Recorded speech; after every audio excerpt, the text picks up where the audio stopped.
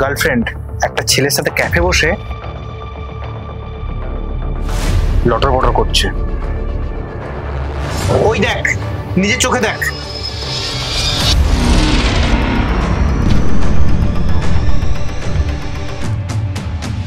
আমি তোমাকে খুব ভালোবাসি, ওর প্রতি আমার অবিশ্বাস আসবে না।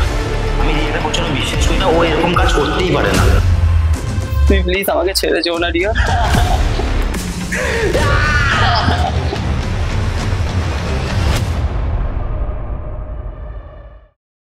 দেখো, মৃত্যুটা না জীবনের সব সমাধান হতে পারে না।